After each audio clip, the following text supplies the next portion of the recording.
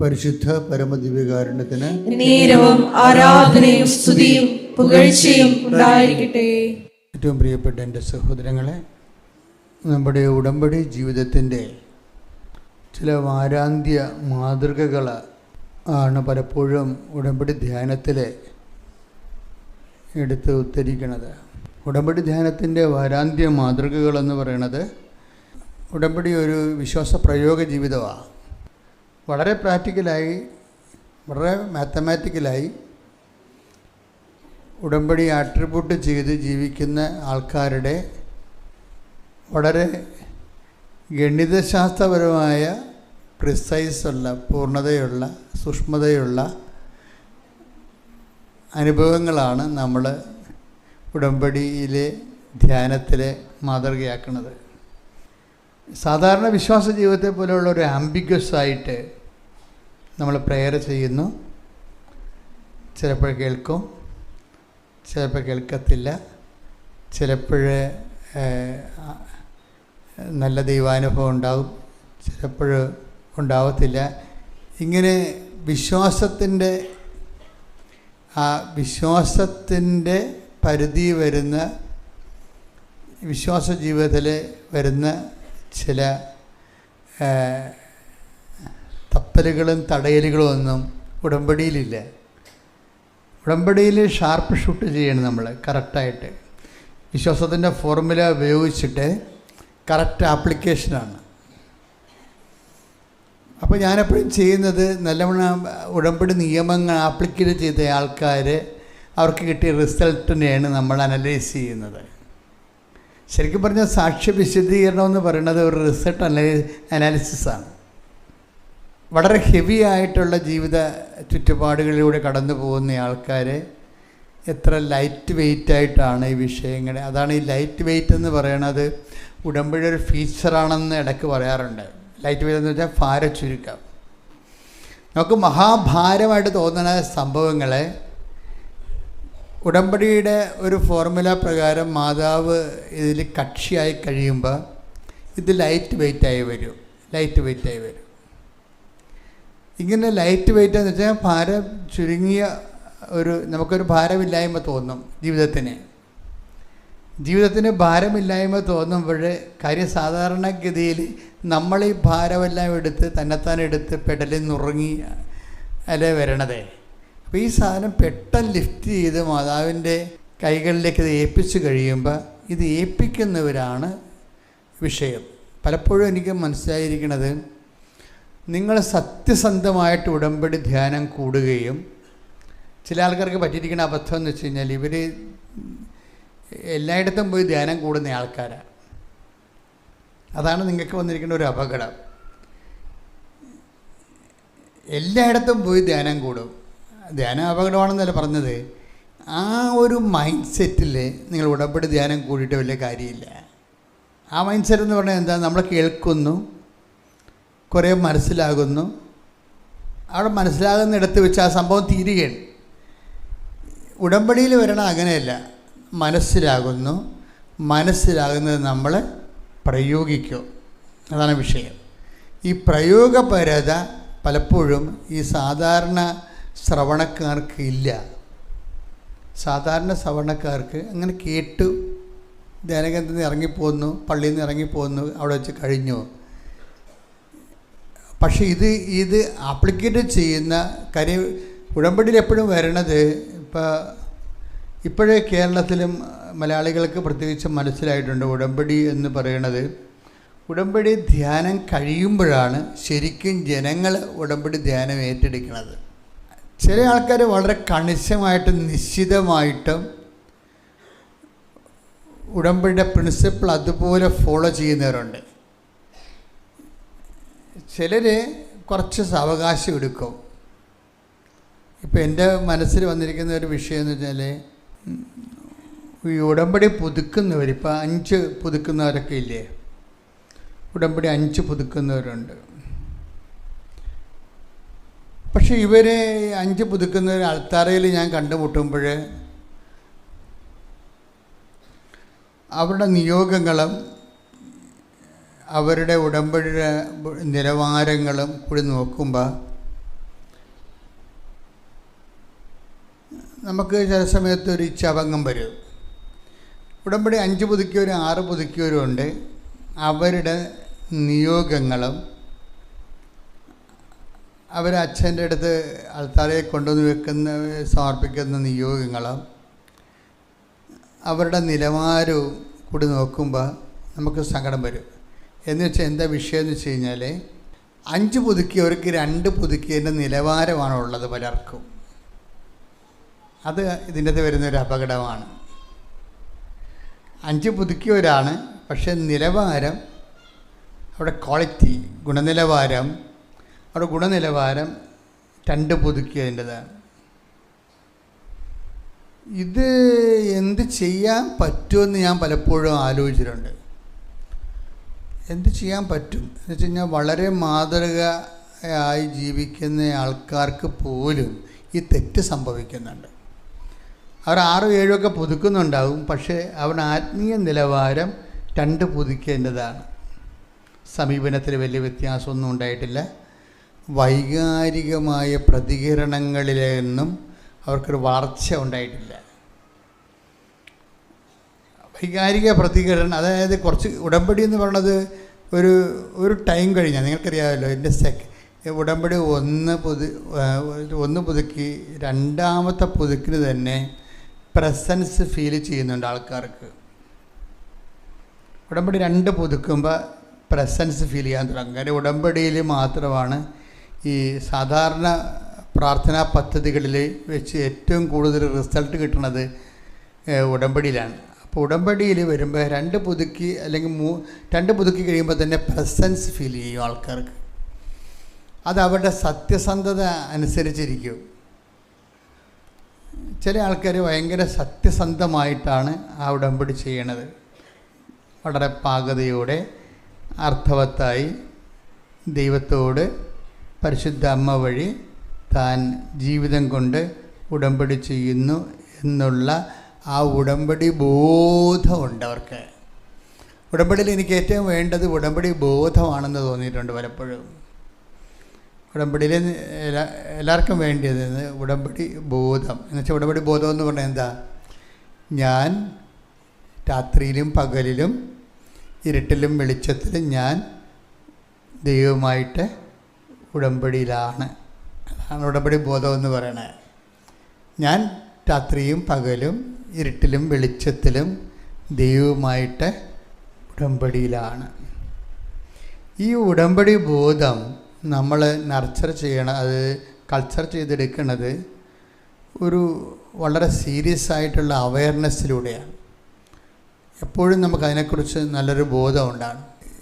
ഈ ബോധം എപ്പോഴും വരണത് പരിശുദ്ധാത്മാവിൻ്റെ ഒരു പ്രവർത്തനമാണ്.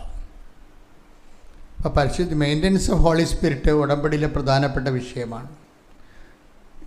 നമ്മൾ ഈ ഉടമ്പടിയിലുള്ള ഒരു pH ലെവല്, ആത്മാവിൻ്റെ ഒരു pH ലെവല് കീപ്പ് ചെയ്യുമ്പോൾ ഓട്ടോമാറ്റിക്കായിട്ട് സംഭവിക്കേണ്ട വിഷയമാണ് maintenance of the holy spirit. Holy സ്പിരിറ്റിൻ്റെ പ്രവർത്തനങ്ങൾ നമ്മളിൽ ഗ്യാരണ്ടി ചെയ്യുന്ന രീതിയിൽ ഒരു സിറ്റുവേഷൻസ് ക്രിയേറ്റ് ചെയ്യണം. ഹോളി സ്പിരിറ്റിൻ്റെ അതിപ്പം നമ്മൾ ബോധപൂർവം അതിനുവേണ്ടി ഇച്ഛിച്ചാലും ഓട്ടോമാറ്റിക്കായിട്ട് നമ്മൾ ഉടമ്പടി ജീവിക്കുമ്പോൾ യാന്ത്രികമായിട്ട് വന്നായാലും ശരി ഹോളി സ്പിരിറ്റ് ഒരു വിഷയമാണ്, പരിശുദ്ധാത്മാവ് ഒരു വിഷയമാണ്. അപ്പോൾ നമ്മളിൽ പരിശുദ്ധാത്മാവ് നിലനിന്ന് പ്രവർത്തിച്ചാലുള്ള ഗുണങ്ങളെന്ന് പറയുന്നത്, ഏറ്റവും വലിയ ഗുണമെന്ന് പറയുന്നത് നമ്മളെ ഈ ഉടമ്പടിയിലാണെന്നുള്ള കാര്യം പോലും നമ്മളെ അനുസ്മരിപ്പിക്കുന്നത് പരിശുദ്ധാത്മാവിൻ്റെ ഫാക്കൽറ്റിയാണ്. അതാണ് ഈശോ പറഞ്ഞത്, പരിശുദ്ധാത്മാവ് വരുമ്പോൾ ഞാൻ പറഞ്ഞിട്ടുള്ളതെല്ലാം നിങ്ങളെ അനുസ്മരിപ്പിക്കും. Take the word of God. ശ്രുതിക്കട്ടെ ഹല്ലേലൂയ. ഹല്ലേലൂയ ഹല്ലേലൂയ ഹല്ലേലൂയ യേശുവേ നന്ദി ഹല്ലേലൂയ ഹല്ലേലൂയ ആരാധന ഹല്ലേലൂയ മഹത്വം മഹത്വം സ്തുതി ഹല്ലേലൂയ പരിശുദ്ധ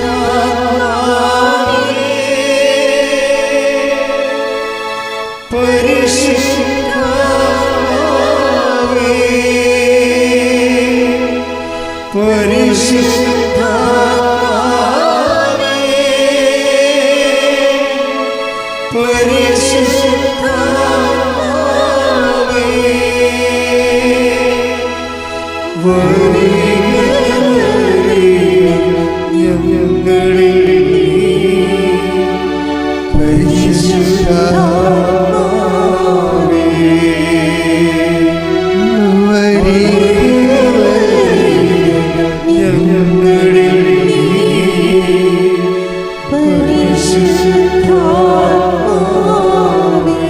പരിശുദ്ധാത്മാവേ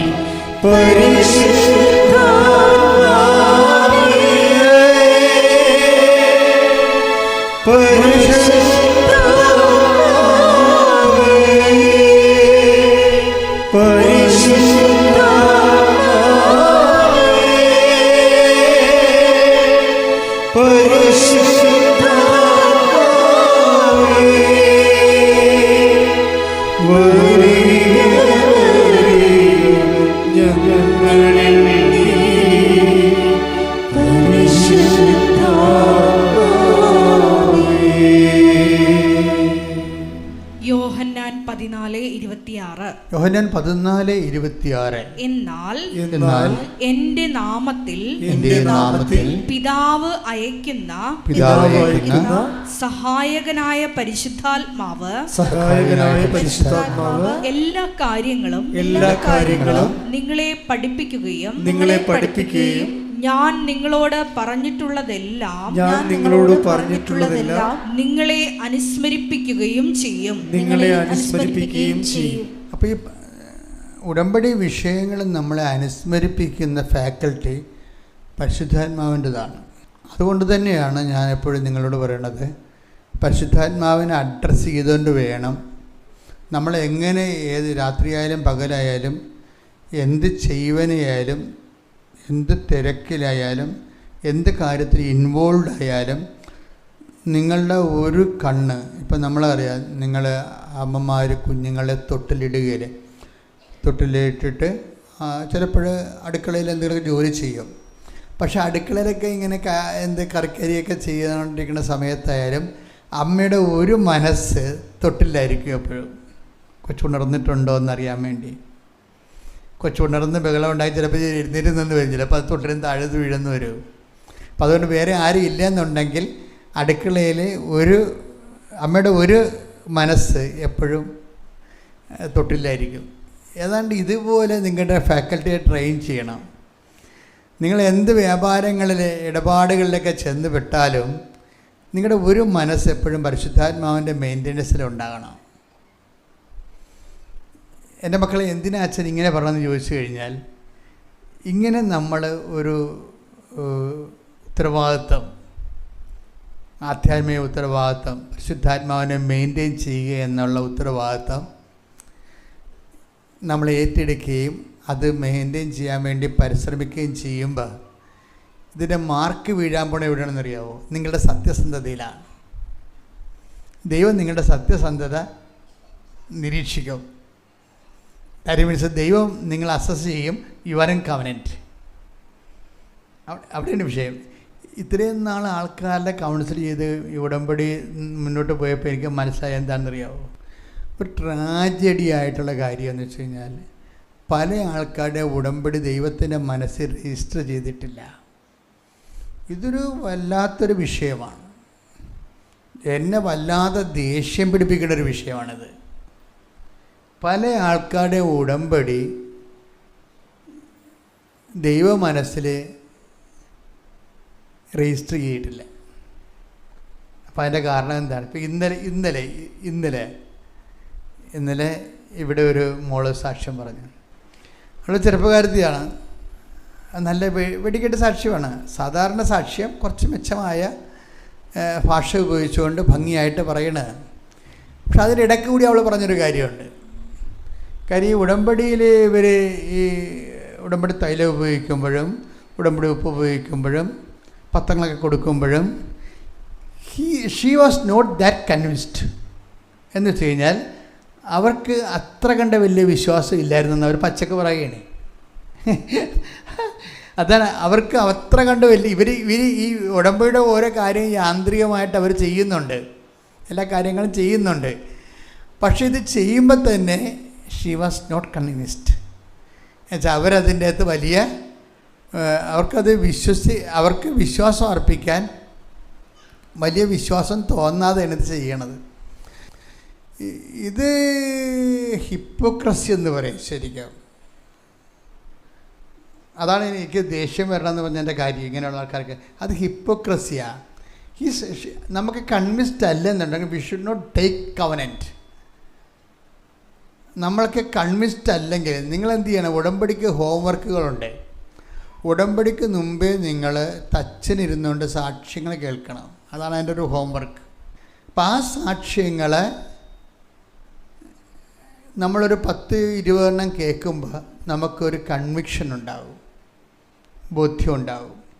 ബോധ്യം ഒരു പ്രധാനപ്പെട്ട വിഷയമാണ്. നിങ്ങളെപ്പോഴും ഉടമ്പടിക്ക് മുമ്പ് നിങ്ങൾ ബ്രഷപ്പ് ചെയ്യേണ്ട ഒരു വിഷയം ബോധ്യമാണ്. ഒന്ന് ശ്രദ്ധിക്കട്ടെ. ഹല്ലേലൂയ,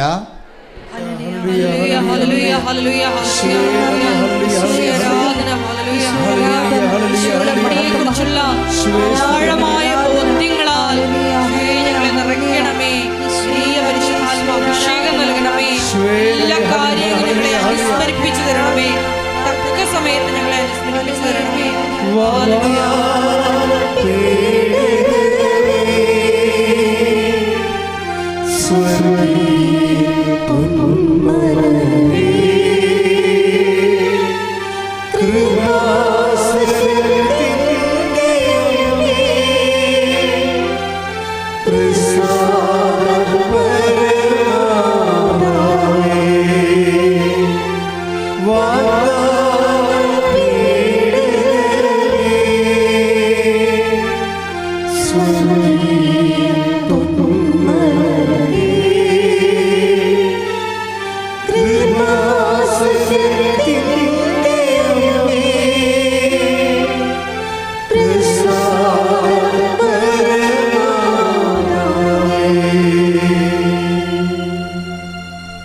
പരിശുദ്ധ പരമദിവ്യകാരുണ്യത്തിന് ആരാധനയും സ്തുതിയും പുകഴ്ചയും ഉണ്ടായിരിക്കട്ടെ. പരിശുദ്ധ പരമദിവ്യകാരുണ്യത്തിന് ആരാധനയും സ്തുതിയും പുകഴ്ചയും ഉണ്ടായിരിക്കട്ടെ.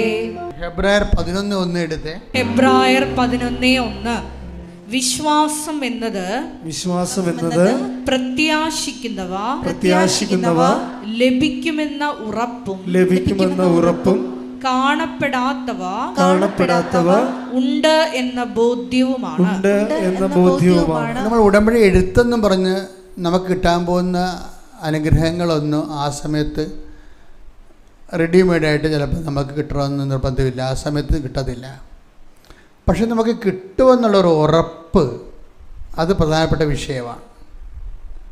ഈ ഉറപ്പില്ലാത്തവർ പിന്നെ ഈ കാര്യങ്ങളൊക്കെ ചെയ്യുമ്പോൾ യാന്ത്രികമായി പോകും, ഹിപ്പോക്രസി ആയിപ്പോകും, കാപ്പട്യമായി പോകും. ഇതിനകത്തൊരു ഒരു അംശം, ദൈവവുമായിട്ടുള്ള ഇടപാടുകളിൽ ഒരു അംശം ഒരു പകുതി എന്ന് പറയുന്നത് കാണപ്പെടാത്തതാണ്. ഇപ്പം ജപ്തി, നമ്മുടെ ജപ്തി എങ്ങനെ മാറുമെന്ന് നമുക്കിപ്പോൾ കാണാൻ പറ്റുന്നുണ്ടോ? ഇല്ല, അതാ കാണപ്പെടാത്തതുകൊണ്ടായിരുന്നു. നമുക്ക് ജപ്തിയാണ്, അല്ലെങ്കിൽ നമ്മുടെ പുരയിടത്തിന് ഭയങ്കര തർക്കമാണ്, ഭാഗം ഉടമ്പടി നടക്കണില്ല.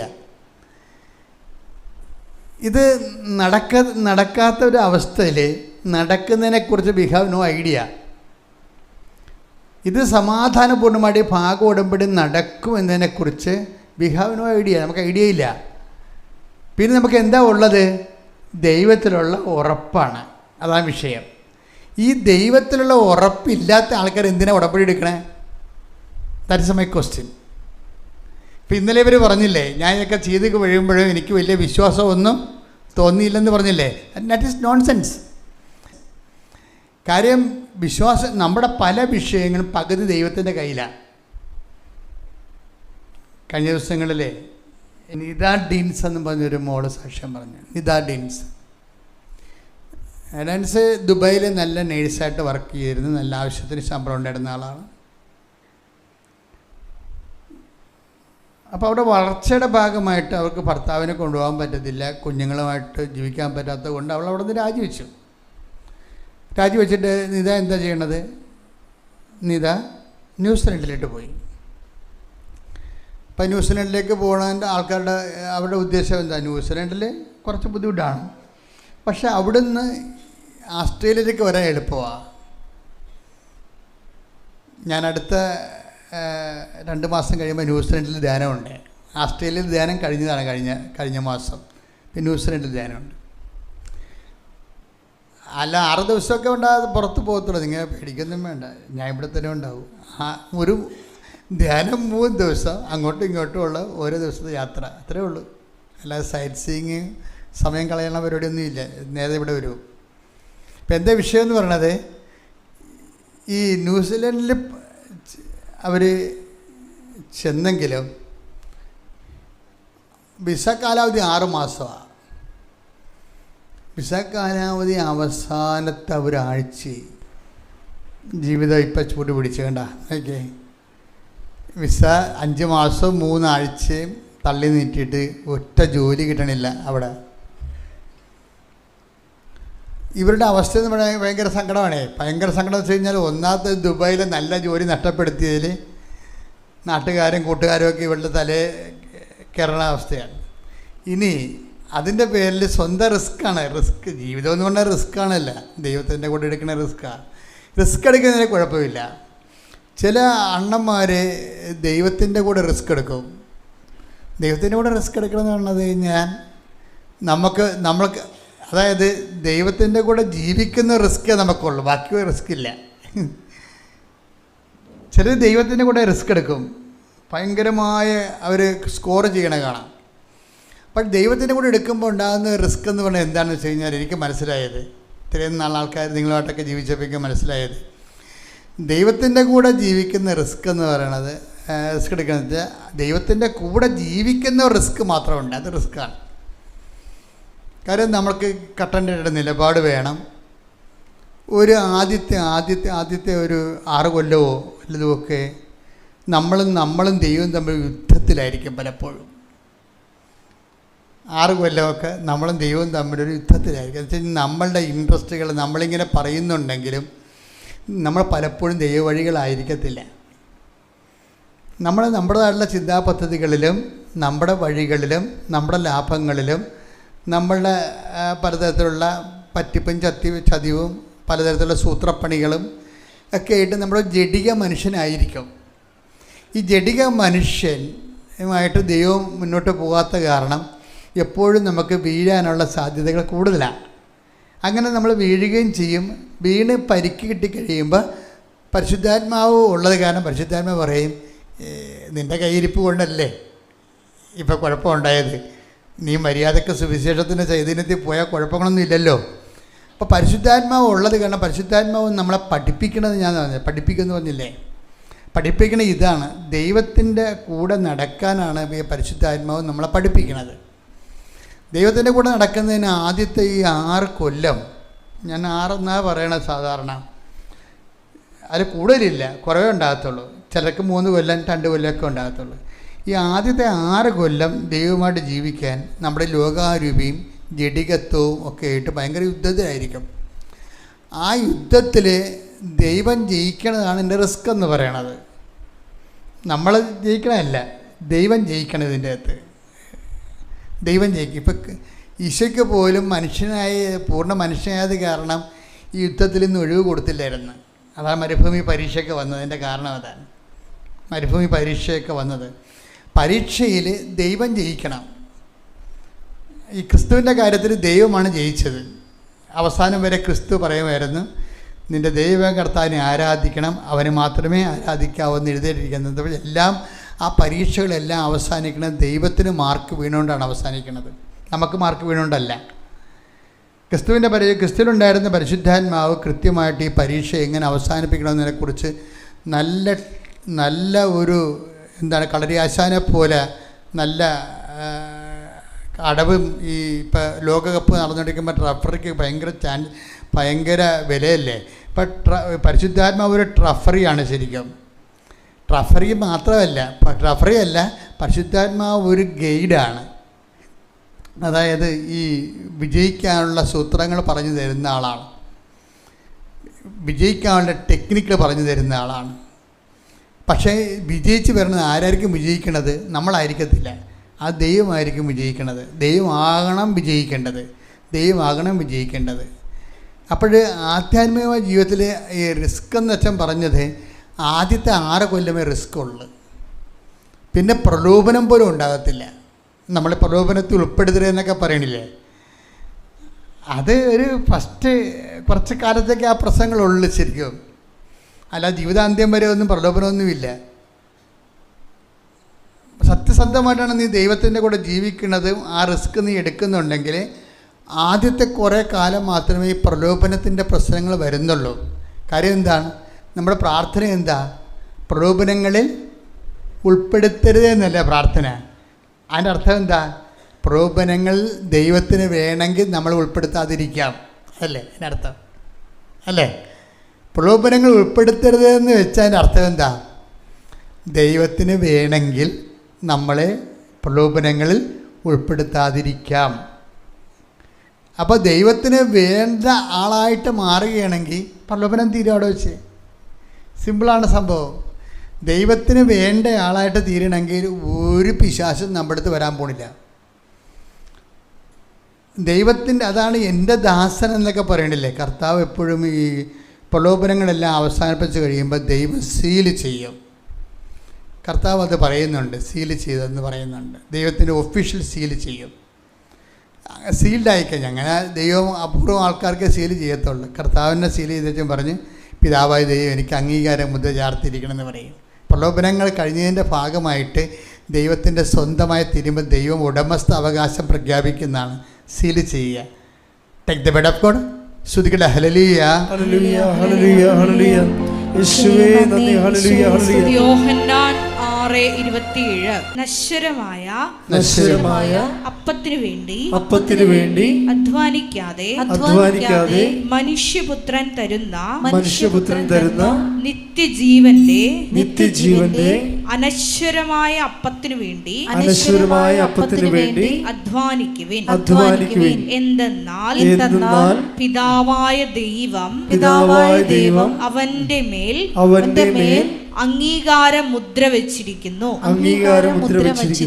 ഈ അംഗീകാര മുദ്ര ഈ പ്രലോഭനങ്ങൾ ഉൾപ്പെടുത്തരുത് എന്ന് പ്രാർത്ഥിക്കുമ്പോൾ സ്വാഭാവികമായിട്ടും പ്രലോഭനങ്ങൾ ഉൾപ്പെടുത്താതിരിക്കാൻ നമ്മളെ പ്രലോഭനങ്ങളിൽ നിന്ന് എക്സ്ക്ലൂഡ് ചെയ്യാൻ ദൈവത്തിന് കഴിയുമെന്നുള്ളൊരു പ്രൊവിഷനാണ് ഈശോ പറയണത്.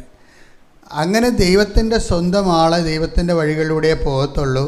നഷ്ടം സഹിച്ചും സത്യം ചെയ്യും. നമുക്ക് മെച്ചമുണ്ടായാലും നമ്മൾ നുണ പറയത്തില്ല. സത്യം പറഞ്ഞുകൊണ്ട് നമ്മൾക്ക് ചിലപ്പോൾ തോൽവി സമ്മതിക്കും, നഷ്ടം സഹിക്കും. അങ്ങനെയൊക്കെ ദൈവത്തിന് തോന്നി, അതാണല്ല പരീക്ഷണം എന്ന് പറയണത്. അങ്ങനെയൊക്കെ ദൈവത്തിന് തോന്നിക്കഴിഞ്ഞാൽ ചെറിയ ചെറിയ പ്രലോഭനങ്ങളെപ്പോലും ജയിച്ചാൽ പോലും ഭയങ്കരമായ രീതിയിലുള്ള സമ്മാനമാണ്, ഭയങ്കര ഇൻസെൻറ്റീവാണ് ദൈവത്തിൽ ജീവിക്കണേ. അതായത് ചെറിയ പ്രലോഭനങ്ങളെപ്പോലും നമ്മൾ അതിജീവിച്ചാൽ ഭയങ്കരമായ സമ്മാനമാണ് അതിന് ദൈവം തരണത്. കാര്യം വെച്ച് കഴിഞ്ഞാൽ അത് നമ്മുടെ ആത്മാർത്ഥതയാണ് അതിൻ്റെ അത്. ഇപ്പോൾ ഈ നിതയുടെ വിഷയം എടുക്കല്ല. നിത ഒരു ദിവസം ലാസ്റ്റ് അല്ലേ അവർക്ക്, അവിടെ 6 മാസത്തെ വിസയിൽ 5 മാസവും പോയി, 3 ആഴ്ചയും തള്ളിപ്പോയി. ഇനി ഒരാഴ്ചയേ ഉള്ളൂ. ഇവർ പറയണത് ഞാൻ ഒരു ദിവസം 300 ആപ്ലിക്കേഷൻ വിട്ടെന്നാണ്. അപ്പോൾ എന്തുമാത്രം പാവം കഷ്ടപ്പെടുന്നുണ്ടെന്ന് എനിക്ക്. ഒരു ദിവസം ന്യൂസിലൻഡിൽ 300 ആപ്ലിക്കേഷൻസ് വിടുകയാണ്. അങ്ങനെ എത്രയോ 1000 ആപ്ലിക്കേഷൻസ് വിട്ടിട്ട് ഈ 6 മാസമായിട്ട് ഒരു കോൾ ഫോറുമില്ല, ആരും വിളിക്കണില്ല, നോ വേക്കൻസി, ജോലിയില്ല. ഇവർ പിന്നെ എന്ത് ചെയ്ത് ടിക്കറ്റ് എടുത്ത് നാട്ടിലോട്ട് തിരിച്ചു പോരാൻ. ടിക്കറ്റ് നമ്മളെ ഈ അവസാന നിമിഷം പോയി ടിക്കറ്റ് എടുത്താൽ ഭയങ്കര വിലയായിരിക്കും. ചില സമയത്ത് 1 ലക്ഷത്തിൽ അല്ലെങ്കിൽ 1.5 ലക്ഷം 2 ലക്ഷം രൂപയുടെ ടിക്കറ്റ് നമ്മൾ നേരത്തെ എടുക്കണമെങ്കിൽ ചിലപ്പോൾ നമുക്ക് 30,000 രൂപ കിട്ടിയെന്ന് വരും.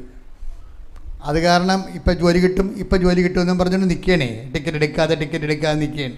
ഇപ്പം ജോലി കിട്ടും കിട്ടിയില്ല. അവസാനം നാട്ടിലോട്ട് പോകാൻ ടിക്കറ്റ് എടുത്തു കഴിഞ്ഞ് ഇതേക്കൊരു പണിയുണ്ട്. ഇവരുടെ ലൈഫിൽ അവർ ഉടമ്പടിയിലാണെന്നുള്ള കാര്യം ദൈവത്തെ രജിസ്റ്റർ ചെയ്തിട്ടുണ്ട് അവർ. അതാണ് അവരുടെ വിജയം. അതാണ് ഇവർക്ക് ഈ ജോലി കിട്ടാത്ത ഈ 5 മാസം കടന്നു പോകുമ്പോഴും ഇവർ ഉടമ്പടിയുടെ ഒരു കാര്യങ്ങൾക്ക് പോലും യാതൊരുവിധ ഭംഗവും ഉണ്ടാക്കിയിട്ടില്ല. അത് വലിയ വിഷയമാണ്. അത് ശരിക്കും ചില ആൾക്കാർ എഴുന്നേക്കാൻ താമസിച്ചു, ഇത് ജോലി താമസിക്കുകയാണെങ്കിൽ എഴുന്നേക്കാൻ താമസിച്ചു പോകും. ചില ആൾക്കാർ കുർബാന താമസിച്ചു പോകും. ചില ആൾക്കാർ ദാനപുറം ചെയ്യത്തില്ല. ചില ആൾക്കാർ പത്രം കൊടുക്കാൻ താമസിച്ചു പോകും. അല്ലെങ്കിൽ ആൾക്കാർക്ക് ഭക്ഷണം കൊടുക്കത്തില്ല. ഉപയോഗപ്രവർത്തനങ്ങൾ ഒന്നും ചെയ്യത്തില്ല. ഇങ്ങനെ ഇതിൽ ഏതെങ്കിലും ഒരെണ്ണം ചെയ്തില്ല തന്നെ നിങ്ങൾ രജിസ്റ്ററിൽ നിന്ന് പോകും, ദൈവത്തിൻ്റെ പുസ്തകത്തിൽ നിന്ന് പോകും. കാര്യം ഈ കാപട്യക്കാർക്ക് ഉടമ്പടി സ്ഥാനമില്ല. ഞാൻ 4 എണ്ണം ചെയ്തില്ലേ, ഒരെണ്ണമല്ല ചെയ്യാനുള്ളതെന്ന് പറഞ്ഞുകൊണ്ട് കണക്ക് പറയാൻ പറ്റത്തില്ല. കാര്യം നിങ്ങൾ ഈ എല്ലാ കാര്യവും ചെയ്തോളാമെന്ന് ആൾക്കാരെ കയറി വലിയ വായിൽ മാതാവിൻ്റെ മധ്യസ്ഥത്തിൽ ഉടമ്പടി പ്രഖ്യാപനം ചെയ്തിട്ടുള്ള ആൾക്കാരാണ്. മറന്നു പോകരുത്. അതിൽ 4 എണ്ണം, ഞാൻ 5 എണ്ണം അല്ല 4 എണ്ണം ചെയ്തല്ല, ഒരെണ്ണമല്ലേ എന്ന് പറഞ്ഞിട്ട് കാര്യമില്ല. നിങ്ങൾ 5 എണ്ണം ചെയ്തിട്ടുണ്ടെങ്കിൽ ആ 5 എണ്ണം ഏത് കാലാവസ്ഥയിലും ചെയ്യണം. അതാണ് സത്യസന്ധത എന്ന് പറയണത്. അതാണ് വിശ്വസ്തത എന്ന് പറയണത്. അതുകൊണ്ടാണ് നമ്മൾ അതിനെ ഉടമ്പടി എന്ന് വിളിക്കണത്. അപ്പോൾ നിതയെ സംബന്ധിച്ചിടത്തോളം നിത ഈ വിഷയത്തിൽ ജോലിയില്ല എന്ന് പറഞ്ഞാലും ശരി, ഒരു ദിവസം 300 ആപ്ലിക്കേഷൻസ് സെൻഡ് ചെയ്യണമെന്ന് പറഞ്ഞാലും ശരി, അതിനൊക്കെ ഒന്നും റിസൾട്ട് ഇല്ലെന്ന് പറഞ്ഞാലും ശരി, അതൊന്നും ഉടമ്പടിയിൽ ഇവർ കൊണ്ടുവരത്തില്ല. ഉടമ്പടി അതിൻ്റെ വഴിയേ പോകും. ഒരു ദിവസം രാവിലെ എല്ലാ ദിവസവും കുർബാനയ്ക്ക് പോകണമല്ലോ. ഒരു ദിവസം രാവിലെ എഴുന്നേറ്റപ്പോൾ ഭയങ്കരമായി ആലിപ്പഴം വീഴുകയാണ്. ആലിപ്പഴം എന്ന് പറയുന്നത് അവിടെ ഈ മഞ്ഞ് കട്ട വീഴും. 1 കിലോ 2 കിലോ ഒക്കെ കട്ട വീഴും. അപ്പോൾ നമ്മൾ ഏത് കുടയും പിടിച്ചുകൊണ്ട് പോയാലും തലേ വന്ന് ഈ സാധനം വീഴും. 1 കിലോ 1.5 കിലോ തൊട്ട് 100 ഗ്രാമിൻ്റെ കട്ട വരെ ഈ മഞ്ഞ് കട്ട വന്ന് വീഴും. അപ്പോൾ ഒരു മനുഷ്യൻ പുറത്തിറങ്ങത്തില്ല. അപ്പം നിതയുടെ മലയാളികൾ പറഞ്ഞ് ഇന്ന് പോകരുത്, ഇന്ന് ആലിപ്പഴം വീഴണ ദിവസമാണ്, ഇന്ന് പോകരുത്. ഇന്ന് പോയാൽ എന്തെങ്കിലും അപകടം ഉണ്ടായാൽ ആരും ഉണ്ട്, വഴിക്കിടക്കേ ഉള്ളെന്ന് പറയും. അപ്പോൾ ഇവരോട് പരിശുദ്ധാത്മ പറയും, നീ പോകണമെന്ന്. നിൻ്റെ വഴികളിൽ നിന്നെ സംരക്ഷിക്കാൻ ഞാൻ എൻ്റെ ദൂതന്മാർ. ശ്രദ്ധിക്കട്ടെ. Hallelujah, hallelujah, hallelujah, hallelujah. യേശുവേ നന്ദി, ഹല്ലേലൂയ, ഹല്ലേലൂയ. സ്തുതി, യേശുവേ ആരാധന, യേശുവേ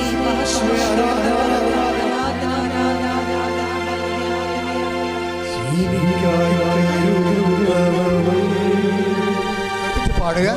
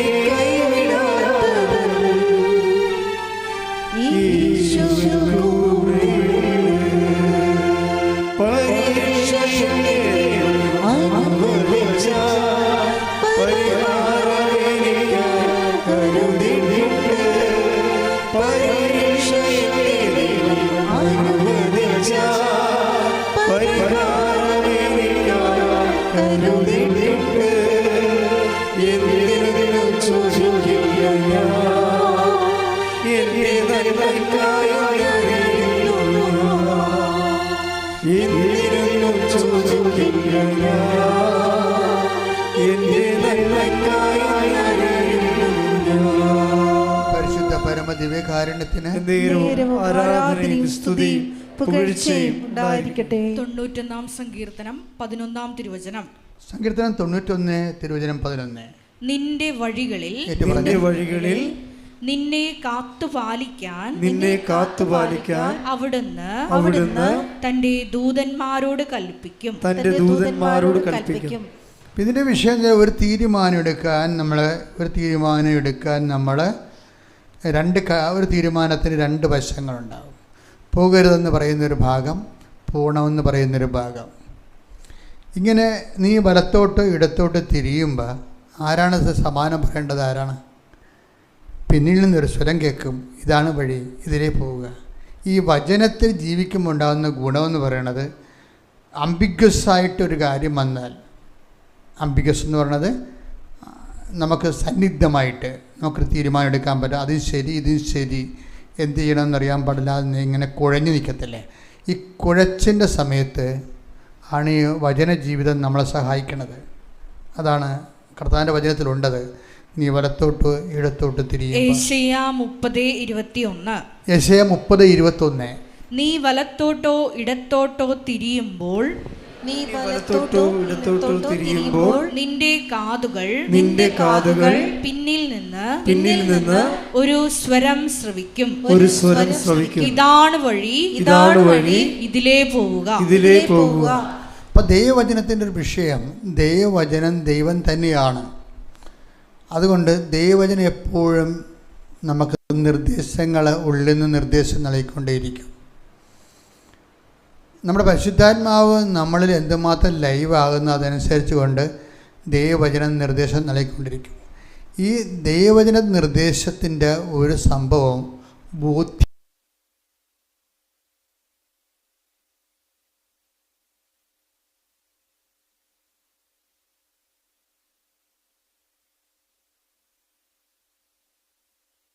യേശുവേ നന്ദി, യേശുവേ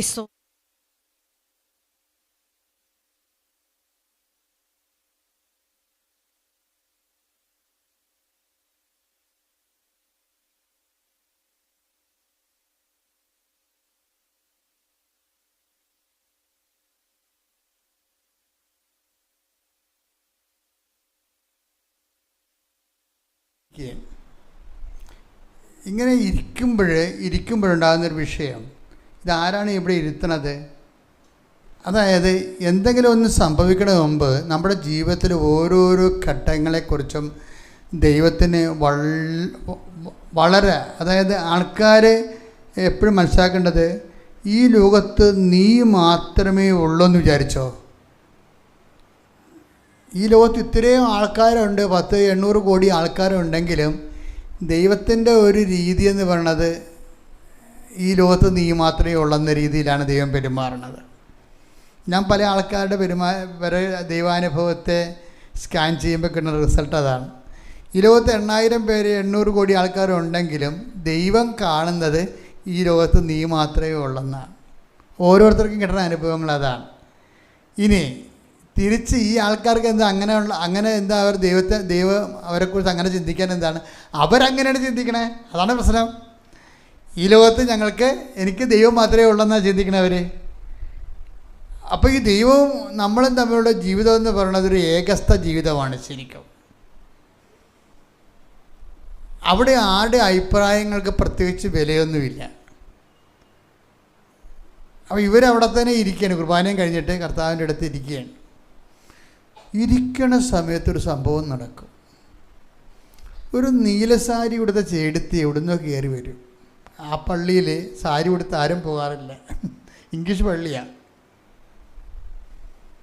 നമ്മുടെ ആൾക്കാർ തന്നെ അവിടെ ചെല്ലുമ്പോൾ, ഞാൻ ചെല്ലുന്ന എല്ലാ രാജ്യങ്ങളിലും നമ്മുടെ ആൾക്കാർ സാരി ഒന്നും ഉടുക്കുന്നില്ല. വല്ല ഓണത്തിന് വല്ല കളിക്ക് വേണ്ടി ഉടുക്കണമെന്നല്ലാതെ അവരാരും സാരി ഉടുക്കത്തില്ല. എല്ലാ രാജ്യങ്ങളും അങ്ങനെയാണ്. അപ്പോൾ ഇവരിങ്ങനെ ഇരിക്കുമ്പോൾ, ഇതെങ്ങനെ ഇരിക്കുമ്പോൾ ഒരു നീലസാരി ഉടുത്ത് ഒരു സൈഡത്ത് കയറി വരും. ഒരു 55 വയസ്സ് കയറി വന്നിട്ട് ഇവളുടെ പുറകെ വന്ന് തൊട്ടു. എന്ത് പരിപാടി എന്ന് ചോദിക്കും. എന്താണ് എന്ന് ചോദിക്കും. പറഞ്ഞു ജോലിയൊന്നും ആയില്ല, തിരിച്ചു പോകാൻ പോയി. അപ്പോൾ ഉടനെ ഒരു സ്ലിപ്പ് കൊടുക്കും. ഇതൊരു നമ്പറാണ്, ഇതിൽ വിളിച്ചാൽ നിനക്ക് ജോലി കിട്ടുമെന്ന് പറയും. ഉടനെ ആ ചേട്ടത്തി ഇറങ്ങിപ്പോവുകയും ചെയ്തു. അവരോട് ഇവർ ചോദിച്ചാലും നിത ചോദിച്ചു, ചേച്ചിയുടെ പേരെന്താ? മരിയ.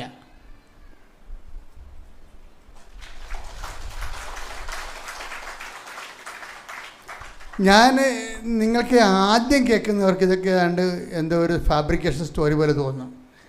പക്ഷേ ഉടമ്പടിയിൽ ജീവിക്കുന്ന ആൾക്കാർക്ക് തോന്നത്തില്ല.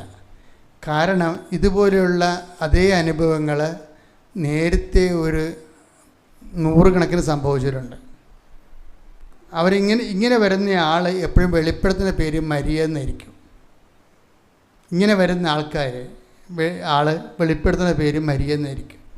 അത് ഒരു അനുഭവമല്ല കിടക്കുന്നത്, ഒറ്റപ്പെട്ട അനുഭവമല്ല ഇത് കുറേ ഉണ്ട്. ഇങ്ങനെ യൂട്യൂബിൽ നോക്കിയാൽ മനസ്സിലാവും. ഉടമ്പടി നമുക്കൊന്നും പിടിച്ചാൽ കിട്ടാത്ത രീതിയിലാണ് ഈ സംഭവം പോണത്. ഉടമ്പടിയുടെ കാലത്ത്, ഉടമ്പടി തരുന്ന കാലത്ത് ഒരിക്കലും എനിക്ക് മനസ്സിലായി ദൈവാനുഭവത്തിൻ്റെ പുതിയ കാലഘട്ടം തുടങ്ങാൻ പോകുകയാണെന്ന്. ദൈവാനുഭവത്തിൻ്റെ ഒരു പുതിയ കാലഘട്ടം. ദൈവം തൻ്റെ മനുഷ്യരോട് അവൻ്റെ കണ്ണീരിൻ്റെ കാലത്ത് തന്ന വാഗ്ദാനങ്ങളെല്ലാം പാലിക്കണത് കാണാം. 57-ാം സങ്കീർത്തനത്തിൽ എഴുതിയിട്ടുണ്ട്, വിനാശത്തിൻ്റെ കാലത്ത് തൻ്റെ ചിറകിൻ്റെ കീഴിലെ ഞാൻ നിന്നെ ഒളിപ്പിച്ചു എന്ന്. 57-ാം സങ്കീർത്തനം എടുത്ത 1-ാമത്തെ വാക്യം. സ്തുതിക്കട്ടെ, ഹല്ലേലൂയ.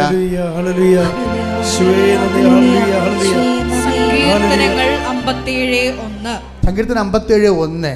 എന്നോട് കൃപയുണ്ടാകണമേ, എന്നോട് കൃപയുണ്ടാകണമേ. ദൈവമേ, ദൈവമേ, എന്നോട് കൃപ തോന്നണമേ, എന്നോട് കൃപ തോന്നണമേ.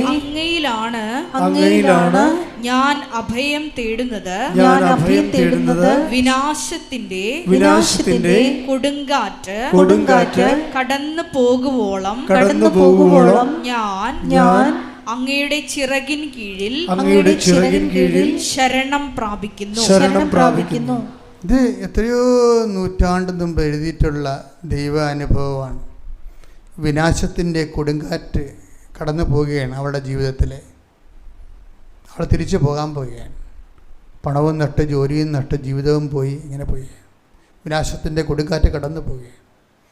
ഇവൾ ഈ പള്ളിയിൽ തന്നെ ഇരിക്കുകയാണ്. അതിൻ്റെ അർത്ഥം എന്താണ്? വിനാശത്തിൻ്റെ കൊടുങ്കാറ്റ് കടന്നു പോകുവോളോ ഞാൻ അങ്ങയുടെ ചിറകിൻ്റെ കീഴിൽ തന്നെ അഭയം പ്രാപിക്കുന്നു. ഒന്നൊരു വായിച്ചത്. വിനാശത്തിന്റെ കൊടുങ്കാറ്റ് കടന്നു പോകുവോളം ഞാൻ അങ്ങയുടെ ചിറകിൻ കീഴിൽ ശരണം പ്രാപിക്കുന്നു. ഇത് ശരണമെന്നാണ് ഇവിടെ എഴുതിയിരിക്കുന്നത്. ട്രസ്റ്റ്. ശരണമെന്ന് വെച്ച് കഴിഞ്ഞാൽ നമുക്കറിയാമല്ലോ, നമ്മൾ വിശ്വാസത്തെക്കാളും വലുതാണ് ഈ ശരണമെന്ന് പറയണത്. വിശ്വാസത്തിൽ പോലും ഒരു ചെറിയൊരു വൈബ്രേഷൻ ഉണ്ട്. ശരണത്തിൽ വൈബ്രേഷൻ ഇല്ല, വൈബ്രേഷൻ്റെ ഓപ്ഷൻ ഇല്ല. ഐദർ ഓറില്ല ശരിക്കും, അതല്ലെങ്കിൽ ഇതില്ല, ഒന്നേ ഉള്ളൂ. ശരണത്തിൻ്റെ പ്രത്യേകത അതാണ്. ശരണമെന്ന് വെച്ച് കഴിഞ്ഞാൽ ദൈവത്തിൽ എവിടുന്നെങ്കിലും എനിക്ക് ജീവിച്ചാൽ മതി. ചില ആൾക്കാർ പറയല്ലേ, എന്തായാലും ശാസ്ത്രമായാലും IVF ആയാലും IUF ആയാലും എനിക്ക് കൊച്ചിനെ കിട്ടിയാൽ മതി. അത് സഭയുടെ പഠനമുണ്ടാ, ദൈവം തീരുമാനിച്ചിട്ടുണ്ടോ ഇല്ലെന്നല്ല, എനിക്ക് കൊച്ചിനെ മതി. അങ്ങനെ എടുക്കുന്നവരുണ്ട്. ചില ആൾക്കാർ ശരണപ്പെടും. എന്താണ്? എനിക്ക് കുഞ്ഞിനെ വേണമെങ്കിൽ കർത്താവ് തരണം, അല്ലെങ്കിൽ കർത്താവ് തരാത്ത കുഞ്ഞിനെ എനിക്ക് വേണ്ടെന്നിരിക്കും. അതാണ് നിലപാടുകളാണ് ശരിക്കും പറഞ്ഞാൽ. വിശ്വാസ ജീവിതമെന്ന് പറയുന്നതിൻ്റെ പരിധി, വിശ്വാസ ജീവിതത്തിലെ ആൾക്കാർ പരാജയപ്പെടാൻ കാരണം നിലപാടിൻ്റെ പാളിച്ചയാണ്. വിശ്വാസ ജീവിതത്തിൽ പലപ്പോഴും ഇവിടെ സാക്ഷ്യങ്ങൾ പറയുന്നുണ്ടെങ്കിലും നിങ്ങൾ എൻ്റെ മുഖത്ത് ശ്രദ്ധിച്ചാൽ മനസ്സിലാകും അത് സാക്ഷ്യമല്ലെന്ന് എനിക്കറിയാം. കാര്യം ഇവർ ടെസ്റ്റഡ് അല്ല. ഇവർക്ക് ഇതിനേക്കാൾ വേറൊരു ഓപ്ഷൻ കൊടുത്തിട്ട് അത് എടുക്കാതെ ദൈവത്തിൻ്റെ വചനത്തിൽ അധിഷ്ഠിതമായി നിലനിന്നതിൻ്റെ പേരിൽ എടുത്ത നിലപാടിൽ നിന്നാണ് ശരിക്കും പറഞ്ഞാൽ വിശ്വാസി അനുഗ്രഹങ്ങളെ പങ്കുപറ്റേണ്ടത് അങ്ങനെയാണ്. അപ്പം നിതയെ സംബന്ധിച്ചിടത്തോളം കറക്റ്റായിട്ട് അവൾ ദൈവസന്നിധി വിട്ടുപോകാതെ കർത്താവിൻ്റെ ഈ വിനാശത്തിൻ്റെ കാലത്ത് കൊടുങ്കാറ്റ് കടന്നു പോകുമ്പോഴും കർത്താവിൻ്റെ ചിറകിൻ്റെ കീഴിലാണ്. അപ്പോൾ ഈ വിഷയം ഇതിന് ശരണമെന്നാണ്. ഞാനങ്ങയുടെ ചിറകിൻ്റെ കീഴിൽ ശരണപ്പെടുന്നു എന്നാണ് പറയണത്. വരുന്നൊരു വിഷയമെന്ന് പറയണത് വിനാശത്തിൻ്റെ കൊടുങ്കാറ്റ് പലർക്കും ഉണ്ടാകും. അത് കടന്നു പോകുമ്പോഴും പല ആൾക്കാരും കർത്താവിൻ്റെ ചിറകിൻ്റെ കീഴിലായിരിക്കണമെന്ന് നിർബന്ധമില്ല. അതാണ് വരുന്ന വിഷയം. ഇത് ടെസ്റ്റഡ് അല്ലാത്ത കാരണം ദൈവം ഈ സംഭവം തിരിഞ്ഞു നോക്കത്തില്ല. അതായത് നിങ്ങളെ ഇപ്പോൾ ഇതിനേക്കാൾ നമ്മൾ ദൈവത്തിൻ്റെ അല്ലാത്തൊരു മാർഗങ്ങളിലൂടെ ഒരു ജോലി കിട്ടും എന്ന് വിചാരിച്ചാൽ വരപ്രസാദം നഷ്ടപ്പെടുത്തിക്കൊണ്ട് ഒരു ജോലി വാങ്ങിക്കാം എന്ന് വിചാരിച്ചാൽ ഒരു 90% ആൾക്കാരും ആ ജോലിയല്ലേ വലുത് എന്ന് വിചാരിച്ചുകൊണ്ട് നിലനിൽക്കേണ്ട ആദ്യം എന്നൊക്കെ പറഞ്ഞിട്ട് അവർ ദൈവത്തിൻ്റെ വഴികളിലല്ലാതെ ഒരു തീരുമാനമെടുക്കും. തീരുമാനമെടുക്കുമ്പോൾ വരുന്ന ഒരു പ്രശ്നം എന്ന് വെച്ച് കഴിഞ്ഞാൽ, ഇനി ഭാവിയിലുണ്ടാകുന്ന എല്ലാ വിഷയങ്ങൾക്കും നിൻ്റെ നിലവാരം ഇത് തന്നെയാണ്. എന്താണ്? തരം കിട്ടിയ ദൈവത്തിനെയും പറ്റിക്കും. കാര്യം ഇവർക്ക് പപ്പു ഊതിയാലും പരമ ഊതിയാലും ഊത്ത് കെട്ടാൽ മതി എന്ന് പറഞ്ഞില്ലേ. അതൊരു നിലപാടാണത്. ശാസ്ത്രം തന്നാലും ശരി, സഭയുടെ നിയമം പാലിച്ചില്ലെങ്കിലും ശരി, എനിക്ക് കൊച്ചിനെ കിട്ടിയാൽ മതി എന്ന് പറയത്തില്ലേ. ഇതൊരു വിശ്വാസിയുടെ നിലപാടല്ല. അതാണ് വിഷയം. പല ആൾക്കാരുടെയും വിഷയം, ഇപ്പം നിങ്ങൾക്ക് കോൺട്രാസെപ്ഷൻസ് ഉപയോഗിക്കാൻ പാടില്ല. സഭയുടെ നിയമം നാച്ചുറലായിട്ട് നിങ്ങൾ ശാരീരികമായ കാര്യങ്ങളെ ക്രമീകരിക്കാൻ പഠിക്കണം. അതിന് ഡോക്ടേഴ്സിൻ്റെ അസിസ്റ്റൻസ് വാങ്ങിക്കാം എന്നുള്ളതാണ്. അല്ലാതെ നമ്മൾ ആൾക്കാർ ഉപയോഗിക്കുന്ന, ദൈവത്തെ അറിയാത്ത ആൾക്കാർ ഉപയോഗിക്കുന്ന കോൺട്രാസെപ്ഷൻസ്, ഗർഭനിരോധന മാർഗ്ഗങ്ങൾ ഉപയോഗിക്കാൻ നമുക്ക് മാർഗ്ഗമില്ല. അതൊക്കെ അവിടെ കിടക്കും. ഞാൻ എൻ്റെ ജീവിതം, എൻ്റെ ശരീരം എൻ്റെതെന്നൊക്കെ പറഞ്ഞുകൊണ്ട് ചില ആൾക്കാർ എടുക്കത്തില്ലേ. നിലപാടുകളിൽ വരുന്നൊരു വിഷയം, നിൻ്റെ നിലപാടുകൾ പലപ്പോഴും ശുദ്ധതയ്ക്കെതിരായിരിക്കും നിലപാട് വരണത്. ശുദ്ധതയ്ക്കെതിരെ നീ നിലപാടെടുത്തിട്ട് അനുഗ്രഹത്തിൻ്റെ കാര്യം പറയുമ്പോൾ ദൈവത്തിൽ നിന്ന് അടിച്ചു മാറ്റാമെന്ന് വിചാരിച്ചു കഴിഞ്ഞാൽ വിഷയമുണ്ടാകും. അതുകൊണ്ടാണ് ഈ 2 ആഴ്ച ഒരിക്കൽ കുമ്പസാരം വെച്ചിരിക്കുന്നതിൻ്റെ കാരണവും. കുമ്പസാരിക്കാൻ പറ്റാത്ത സഭക്കാർക്കും വ്യക്തികൾക്കും അവർ മനസ്സാക്ഷി ശുദ്ധമായി സൂക്ഷിക്കണമെന്ന് പറഞ്ഞതിൻ്റെ കാരണവും നിങ്ങൾ ഉടമ്പടി ചെയ്യണത് ദൈവത്തിൻ്റെ കൂടെ ആയതുകൊണ്ടാണ്. ഉടമ്പടി ഒരു കോൺഷ്യസ് ആണ്. ശരിക്കും പറഞ്ഞാൽ അത് ഇന്ന കാര്യത്തിന് ഉടമ്പടി. നിങ്ങൾ പലപ്പോഴും ഉടമ്പടി ചെയ്യണത് ജോലിക്ക് വേണ്ടി, വീടിന് വേണ്ടി, പെൻഷന് വേണ്ടി, PR-ന് വേണ്ടി. അങ്ങനെ ഒരു ഉടമ്പടി സാധ്യമല്ല. നിങ്ങൾ ഉടമ്പടി ചെയ്യണത് ദൈവവുമായിട്ടാണ്.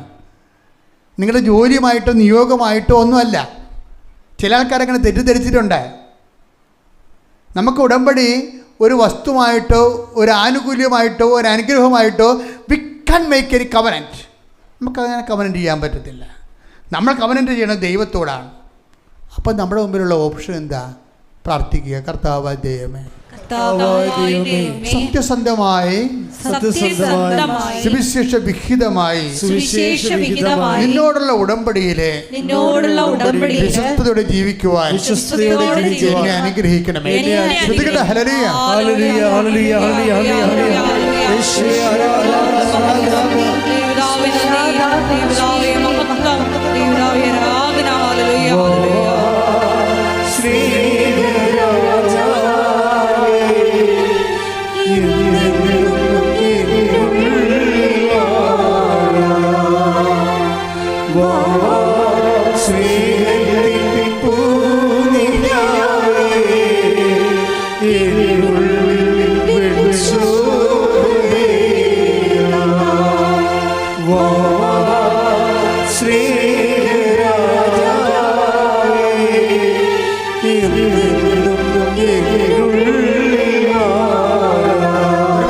സ്വരത്തിൽ പാടുക.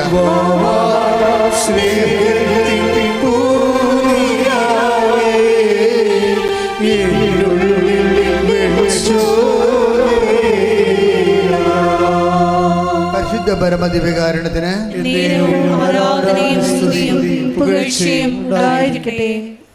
നിത എന്നാ ചെയ്യുന്നറിയാവോ? ഈ മാതാവ് കൊടുത്ത നമ്പറില്ലേ, അത് മാതാവാണെന്നുള്ളതാണ് നിതയുടെ ആന്തരികമായ ബോധ്യം. ഈ നമ്പറിൽ ഇവൾ വിളിക്കുമ്പോൾ എന്താ വിഷയം എന്ന് വെച്ചാൽ അതൊരു വാട്സപ്പ് ഗ്രൂപ്പിലെ നമ്പരാണ്.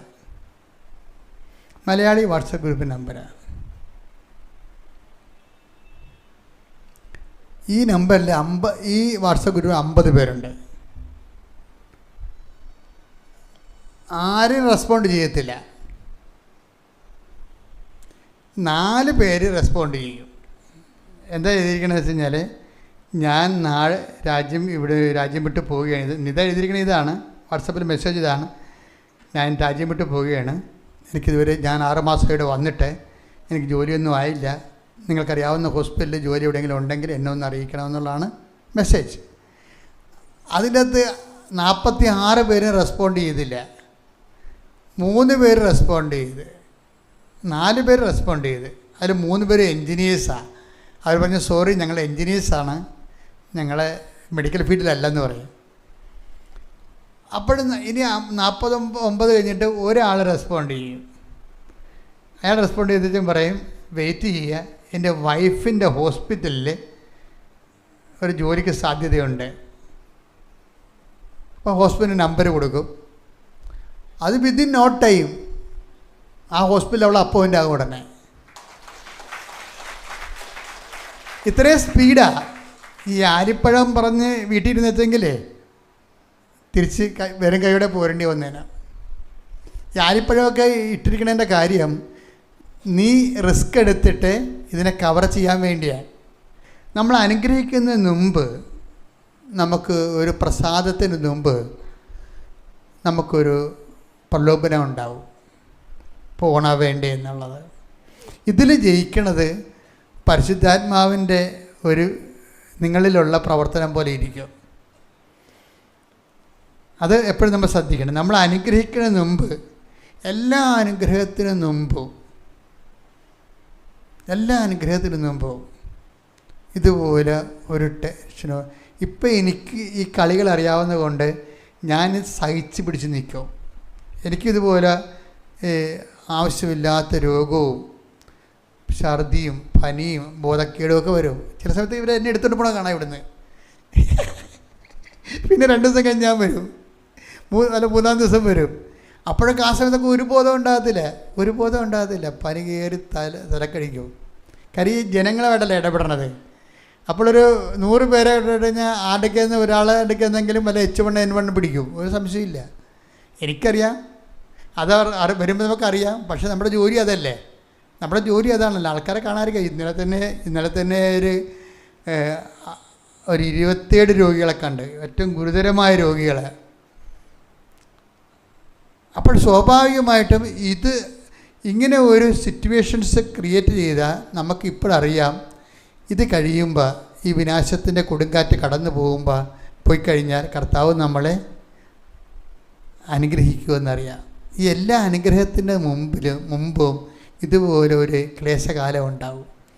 അത് നിങ്ങളത് മനസ്സിലാക്കിയിരിക്കണം, നല്ലതായിരിക്കും. എല്ലാ അനുഗ്രഹത്തിൻ്റെ മുമ്പിലും ചിലപ്പോൾ വീട്ടിൽ കലഹം ഉണ്ടാവും, വീട്ടിൽ ഭിന്നത ഉണ്ടാകും, നിങ്ങൾ ഇഷ്ടപ്പെട്ടവർ ഇഷ്ടപ്പെടാതിരിക്കും, സ്നേഹിച്ചവർ മിണ്ടാതിരിക്കും. Let them do their duty. കർത്താവിൻ്റെ ഒരു തീരുമാനം കണ്ടിട്ടുണ്ട്. എന്ത് രസമാണെന്നറിയാവോ? ഇതാ ലോകത്തിൻ്റെ അധികാരി വരുന്നു, അവന് എൻ്റെ മേൽ കാര്യമൊന്നുമില്ല, മനുഷ്യപുത്രൻ എഴുതപ്പെട്ടിരിക്കുന്ന പോലെ കടന്നു പോകും. എന്ത് മനോഹരമാണ് കർത്താവിൻ്റെ വാക്ക്. ഇങ്ങനെ ലോകത്തിൻ്റെ അധികാരം പിശാചും പ്രലോഭനമൊക്കെ വരും, എൻ്റെ മേൽ കാര്യമൊന്നുമില്ല, എന്നെക്കുറിച്ച് ഉടമ്പടി പ്രകാരം ഞാൻ ജീവിക്കും. അതാണ് വിഷയം. നമ്മളെ സംബന്ധിച്ചിടത്തോളം വ്യക്തതയുണ്ട് ജീവിതത്തിലെ. ഇങ്ങനെ പല വീട്ടിൽ ഉണ്ടായിരിക്കുകയും ഭർത്താവ് വെള്ളമടിക്കുകയും അല്ലെങ്കിൽ വല്ല സംശയം കാണിക്കുകയും നമ്മളോട് ചിലപ്പോൾ ഒരു വിപ്രതിപത്തി കാണിക്കുകയും നമ്മളെ അവഗണിക്കുകയും നമ്മൾക്ക് പകരം മക്കൾക്ക് പ്രാധാന്യം കൊടുക്കുകയും ഒക്കെ ചെയ്യും. വീട്ടിലങ്ങനെ പല മിന്നലാട്ടങ്ങൾ നടക്കും. നമുക്ക് സങ്കടപ്പെടുന്ന രീതിയിലുള്ള മിന്നലാട്ടങ്ങൾ നടക്കും. ചിലപ്പോൾ നിങ്ങൾ വീട്ടിൽ ഒറ്റപ്പെട്ടെന്ന് വരും, ചിലപ്പോൾ വീട്ടിൽ ശീതസമരം നടക്കുകയായിരിക്കും. എന്നാൽ അതിൻ്റെ പേരിൽ ഗ്രൂപ്പിസം ഉണ്ടാകും. അങ്ങോട്ടും ഇങ്ങോട്ടും എന്നിട്ട് ദൈവത്തെ അറിയാൻ പാടില്ലാത്ത ആൾക്കാർ നമ്മളെ ഒറ്റപ്പെടുത്തിക്കൊണ്ട്, നമ്മളെ നിരാശപ്പെടുത്തിക്കൊണ്ട്, നമ്മളെ അടക്കി ഭരിക്കണ കാണാം. Don't mind about that. വിനാശത്തിൻ്റെ കൊടുങ്കാറ്റ് കടന്നു പോകും. നീ എന്ത് ചെയ്യും? കർത്താവിൻ്റെ ചിറകിൻ്റെ കയ്യിൽ തന്നെ ഉണ്ടാകണം. കൈയടിച്ച് ശ്രദ്ധിക്കട്ടെ. ഹല്ലേലൂയ.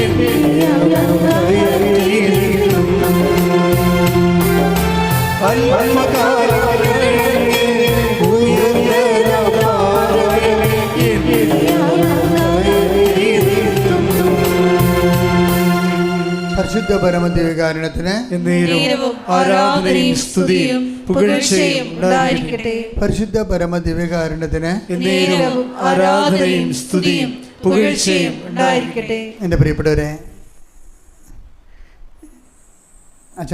അച്ഛനിലൂടെ ഈശോ പറഞ്ഞു വരുന്ന ഇതാണ്. നിങ്ങൾ സ്ത്രീ ആയാലും പുരുഷനായാലും ജീവിതത്തിൽ ഇതുപോലെയുള്ള ചില പ്രതികൂല കാലാവസ്ഥകൾ എന്തിനുള്ളതാണെന്ന് ചോദിച്ചു കഴിഞ്ഞാൽ ഉടമ്പടിയോട് കൂടുതൽ സത്യസന്ധതയും വിശ്വസ്തതയും പുലർത്താനുള്ള. മറ്റൊന്നും നിങ്ങൾ ചിന്തിക്കരുത്. അവരങ്ങനെ പറഞ്ഞല്ലോ, ഇവരിങ്ങനെ പറഞ്ഞല്ലോ, ഞാൻ ഇത്രയും കഷ്ടപ്പെട്ടിട്ട് ഞാൻ ഒരിടത്തും എത്തിയില്ലല്ലോ, ഇങ്ങനെയുള്ള ലോകചിന്തകളൊന്നും പറ്റത്തില്ല. ലോകചിന്തകൾ മറിച്ച് ക്ലേശകാലങ്ങൾ വരുമ്പോൾ നമ്മളെപ്പോഴും നമ്മൾ ഉടമ്പടിയോട് കൂടുതൽ വിശ്വസ്തതയും അതുപോലെ തന്നെ സത്യസന്ധതയും പുലർത്തി അങ്ങനെ വരുമ്പോൾ എന്ത് സംഭവിക്കും? നമ്മൾ കർത്താവിൻ്റെ ചിറകിൻ്റെ ഉള്ളിലായിരിക്കും. കൊടുങ്കാറ്റ് കടന്നു പോവുകയും ചെയ്യും. അപ്പോൾ ഉടമ്പടി എല്ലാ പ്രാർത്ഥനകളെക്കാളും ഈ ഒരു വിഷയത്തിലും ടോപ്പാണ്. എന്താ കാര്യം? നമ്മളെ സംബന്ധിച്ചിടത്തോളം നമ്മൾക്ക് ഇങ്ങനെ ഒരു പ്രതികൂല കാലാവസ്ഥയിൽ ഒരു നിലപാടെടുക്കാൻ പറ്റുന്ന നിലപാട് തറ നമുക്കുണ്ട്. അത് ഉടമ്പടിയാണ്, ഉടമ്പടി ജീവിതമാണ്. നമ്മൾ ഉടമ്പടി ജീവിതം മാത്രം നോക്കിയാൽ മതി. എന്തുമാത്രം ആ ഉടമ്പടി ജീവിതം വെച്ചുകൊണ്ട് ദൈവത്തോട് ഇൻറ്റിമസി ആകാം, അത്തരം നീ ഇൻറ്റിമസി ആകണം.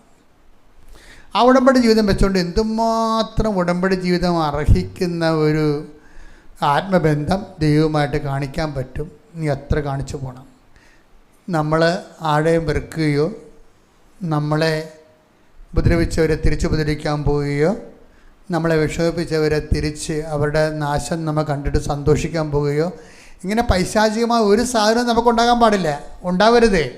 കാര്യം നിങ്ങൾ ദൈവത്തിൻ്റെ ഈക്വൽ പാർട്ട്ണറാണ്, ദൈവവുമായിട്ട് ഉടമ്പടി ചെയ്തിരിക്കുന്ന ആളാണ്. നിങ്ങളായിട്ട് ഉടമ്പടിയുടെ ആ പങ്കാളിത്ത യോഗ്യത നഷ്ടപ്പെടുത്തി കളയരുത്. ഉടമ്പടിക്കൊരു പങ്കാളിത്ത യോഗ്യതയുണ്ട്. പല ആൾക്കാർക്കും ഒരു അബദ്ധം പറഞ്ഞാൽ അങ്ങനെയാണ്. നിങ്ങളുടെ ശത്രുക്കളുടെ തിന്മ കാണാൻ നിങ്ങൾക്ക് മനസ്സിൽ സന്തോഷം ഉണ്ടാകും. അവൾക്ക് അങ്ങനെ തന്നെ വേണം, അവൾ എന്നെ ഇങ്ങനെ തന്നെ ബുദ്ധിമുട്ടിച്ചതാണ്, തീർന്ന് നിങ്ങളുടെ ഉടമ്പടി ആ വിശുദ്ധി പോയി. നിങ്ങളെപ്പോലെയുള്ള ഒരു ശത്രുവിൻ്റെ പതനം കാണുന്ന അസൂയക്കാരത്തിയെ ഉടമ്പടിയിൽ കൊണ്ടുപോകാൻ ദൈവം ആഗ്രഹിക്കുന്നില്ല. അപ്പം അതുകൊണ്ട് എപ്പോഴും ശത്രുവിൻ്റെ പതനം നമ്മൾ ഒരിക്കലും സന്തോഷിപ്പിക്കരുത്. എന്താ കാരണം? അത് അവർക്കങ്ങനെ വരാതിരിക്കട്ടെ. ശത്രുവിന് പോലും അങ്ങനെ വരാതിരിക്കട്ടെ എന്ന് പറയത്തില്ലേ? എന്ന് പറഞ്ഞ പോലെ എല്ലാവരെയും ആശീർവദിച്ചു കൊണ്ടാണ്, നിങ്ങളെ ആശീർവദിക്കുക മാത്രമേ ചെയ്യാവൂ. Take the word of God. സ്തുതിക്കട്ടെ. ഹല്ലേലൂയ. ആശീർവദിക്കുക മാത്രമേ ചെയ്യാവൂ. Hallelujah, hallelujah, hallelujah, hallelujah. യേശുവേ നന്ദി. Hallelujah, hallelujah, hallelujah, hallelujah, hallelujah. യേശുവേ ആരാധന, ആരാധന, ആരാധന. യേശുവേ നന്ദി. മഹത്വം, മഹത്വം, മഹത്വം, മഹത്വം. Hallelujah, hallelujah, hallelujah, hallelujah. യേശുവേ നന്ദി. ഹല്ലേലൂയ. ആരാധന, ആരാധന. യേശുവേ ആരാധന, ആരാധന, ആരാധന. യേശുവേ ആരാധന. റോമ 12:14. റോമ 12:14. നിങ്ങളെ പീഡിപ്പിക്കുന്നവരെ അനുഗ്രഹിക്കുവിൻ, അനുഗ്രഹിക്കുകയല്ലാതെ ശപിക്കരുത്. ഇതാണ് വിഷയം. ഒരു ദൈവ പൈതലിൻ്റെ, ഉടമ്പടി പൈതലിൻ്റെ നിലപാട് അതാണ്. നിങ്ങളെ ഒന്നുകൂടി വായിച്ചേ. നിങ്ങളെ പീഡിപ്പിക്കുന്നവരെ അനുഗ്രഹിക്കുവിൻ, അനുഗ്രഹിക്കുകയല്ലാതെ ശപിക്കരുത്. അനുഗ്രഹിക്കുകയല്ലാതെ ശപിക്കുന്ന മനസ്സിൽ ഓർക്കത്തില്ല ചില ആൾക്കാർ. ആ മനസ്സിലുള്ള ഓർമ്മ പോലും നിങ്ങളുടെ ഉടമ്പടിയെ ബാധിക്കും. അപ്പോൾ എല്ലാത്തിലും മേലെ ഉടമ്പടി തന്നെയാണ് സംരക്ഷിക്കപ്പെടേണ്ടത്. നിങ്ങളുടെ ഉടമ്പടി ബന്ധമാണ് സംരക്ഷിക്കപ്പെടേണ്ടത്. വിനാശത്തിൻ്റെ കൊടുങ്കാറ്റ് പല രീതിയിൽ വന്നു പോകും. പക്ഷെ നിങ്ങളുടെ ചിറകിൻ്റെ കീഴിലാണെന്ന് ഉറപ്പുവരുത്തേണ്ടത് ആരാണ്? നമ്മൾ തന്നെയായിരിക്കും. കർത്താവിൻ്റെ ചിറകിൻ്റെ കീഴിലാണ് ഞാൻ ഉടമ്പടികളെ പാലിച്ചുകൊണ്ട്. നീത അങ്ങനെയാണ്. ഇത്രയും വലിയ വിനാശം കടന്നു പോകുമ്പോഴും അവൾ കർത്താവിൻ്റെ ചിറകിൻ്റെ കീഴിൽ തന്നെയാണ്. അതിൻ്റെ ടൈം കഴിയുമ്പോൾ കർത്താവ് അവളെ ലിഫ്റ്റ് ചെയ്യും. അതിൻ്റെ ടൈം കഴിയുമ്പോൾ കർത്താവ് അവളെ ലിഫ്റ്റ് ചെയ്യും. ഇങ്ങനെ എല്ലാ വിഷയങ്ങൾക്കും ഇങ്ങനെയാണ്. അതിനെല്ലാം കൃത്യമായ വചനങ്ങളുണ്ട്. അതിൻ്റെ ടൈം കഴിയുമ്പോൾ കർത്താവ് നിങ്ങളെ സെറ്റ് ചെയ്യുമെന്നുള്ളതാണ്. അതെല്ലാം വാഗ്ദാന പ്രകാരമാണ് നമ്മുടെ ജീവിതത്തിൽ നടക്കുന്നത്. എൻ്റെ മക്കളെ, ഒരു ഉടമ്പടി ഒരു 3 പുതുക്കി കഴിഞ്ഞാലേ നിങ്ങൾ പിന്നെ ശ്രദ്ധിക്കണം. കുറച്ച് എങ്ങനെ ശ്രദ്ധിക്കണം? സൂക്ഷ്മതയുള്ളവരായിരിക്കണം. നമുക്ക് ചുറ്റും സംഭവിക്കുന്ന വിഷയങ്ങളെക്കുറിച്ച് ദൈവം ഒത്തിരി സംസാരിക്കുന്നുണ്ടാകാം. പലപ്പോഴും നിങ്ങൾ കമ്മ്യൂണിക്കേറ്റ് ചെയ്യുന്നുണ്ടാകാം. നിങ്ങൾ ഈ അലവലാതി പിടിച്ച മനസ്സ് കാരണം, അശ്രദ്ധയുള്ള മനസ്സ് കാരണം you are not listen to it. നിങ്ങൾ അതിലേക്ക് ശ്രദ്ധിക്കണില്ല എന്നുള്ളതാണ് ഒരു അബദ്ധം എന്ന് പറയുന്നത്. കഴിഞ്ഞ ദിവസങ്ങളിൽ എനിക്ക് ഇഷ്ടപ്പെട്ടൊരു സാക്ഷ്യം വന്ന്, അത് പറഞ്ഞിരിക്കുന്നത് സിബിയാണ്. സിബി ഷിജോ, സിബി കൊല്ലത്തുനിന്ന്. പക്ഷെ അതിൻ്റെ സാക്ഷ്യത്തിൽ നല്ല സാക്ഷ്യമാണ്. ഈ സിബി ഷിജോയുടെ വിഷയം ഭയങ്കര രസമാണ്. നിതയുടെ വിഷയത്തെക്കാളും രസമെന്ന് വെച്ച് കഴിഞ്ഞാൽ, ഇപ്പം നിതയ്ക്കൊക്കെ അവൾക്ക് ഡിഗ്രിയൊക്കെ ഉണ്ട്, പഠിത്തമുണ്ട്, എക്സ്പീരിയൻസ് ഉണ്ട്. അപ്പോൾ എപ്പോഴായാലും ഒരു കോൺഫിഡൻസ്, എവിടെയെങ്കിലും കയറി പറ്റാൻ പറ്റുമോ എന്നുള്ള കോൺഫിഡൻസ്, ഒരു വിദൂര കോൺഫിഡൻസ് എങ്കിലും ഉണ്ടാവും. ഈ വിദൂര കോൺഫിഡൻസ് പോലും ഇല്ലാത്ത ഒരാളാണ് ഈ സിബി എന്ന് പറയുന്ന ആൾ. അവൾ ഭർത്താവിന് ചെറിയൊരു ജോലിയുണ്ട്, 2 കുഞ്ഞുങ്ങളൊക്കെ ആയി. ഈ 2 കുഞ്ഞുങ്ങളൊക്കെ ആയി കഴിയുമ്പോൾ കുഞ്ഞുങ്ങൾ വരെ ഈ ബ്രീഡിങ് ടൈം ഉണ്ടല്ലോ. അപ്പോൾ അവരാരും ജോലിക്ക് പോകാൻ ചിലർ ഇഷ്ടപ്പെടത്തില്ല. കുഞ്ഞുങ്ങളെ എങ്ങനെയെങ്കിലും വളർത്തിയെടുത്തുകൊണ്ട് വരണമെന്നുള്ള ചില അമ്മമാർക്ക് ഭയങ്കരമായ ഒരു കുഞ്ഞുങ്ങളോടുള്ള ശ്രദ്ധയും, കാരണം വേറെ ജോലി കിട്ടില്ലെങ്കിൽ കുഴപ്പമില്ല, പട്ടിണിയാണെങ്കിലും പരുവട്ടമാണെങ്കിലും കുഞ്ഞുങ്ങളെ വളർത്തിയെടുക്കട്ടെ എന്നുള്ള അങ്ങനെ ഒരു ചിന്ത ഉള്ളവരുണ്ട്.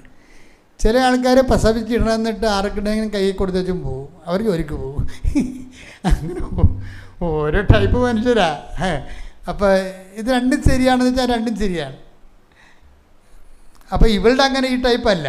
ഈ ടൈപ്പ് എന്ന് പറഞ്ഞാൽ അവർക്ക് 2 കുഞ്ഞുങ്ങളെ വളർത്തിയെടുക്കുന്ന സമയത്ത് ജോലിക്ക് പോകാൻ, എന്ത് ജോലിക്ക് പോകണമെന്ന് അറിയത്തില്ല. അതാണ് പ്രശ്നം.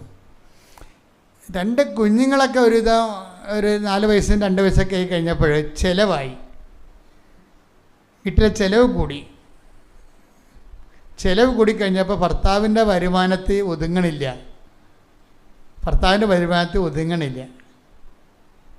അപ്പോൾ അവൾക്ക് തോന്നി ന്യായവും സത്യമായിട്ടും ഈ കുഞ്ഞുങ്ങളെ വളർത്താനുള്ള ഉത്തരവാദിത്തം, ഭർത്താവിനെ സഹായിക്കാനുള്ള ബാധ്യത നമുക്കില്ലേ, എനിക്ക് കൂടി ജോലിക്ക് പോയാൽ കുടുംബം വലിയ പരിക്കില്ലാതെ പോകും. പക്ഷേ ഇവൾക്ക് അറിയത്തില്ല എന്നാ ജോലിക്ക് പോകണമെന്ന്, ഒരു ഐഡിയ ഇല്ല. കാര്യം ജോലിയെക്കുറിച്ച് ചിന്തിച്ചിട്ടില്ല, അതുകൊണ്ടാണ്. അപ്പോൾ ഒരു ചിന്തയും ഇല്ലാതെ, എന്ത് ചെയ്യണമെന്ന് അറിയാൻ പാടില്ലാതെ ഇവൾ വന്ന് ഉടമ്പടി എടുക്കും. ഉടമ്പടിയിലൊരു വിഷയം എന്ന് വെച്ചാൽ, ഉടമ്പടിയിൽ ഈ സത്യമുള്ള ആൾക്കാരാണ് വന്ന് ഉടമ്പടി എടുക്കണമെന്നുണ്ടെങ്കിൽ അവരുടെ കയ്യിൽ ഒന്നും ഉണ്ടാകണമെന്ന് ഒരു നിർബന്ധമില്ല. സത്യമില്ലാത്ത ആൾക്കാർ ഉടമ്പടി എടുക്കുമ്പോഴാണ് കുഴപ്പങ്ങൾ വരണതല്ല.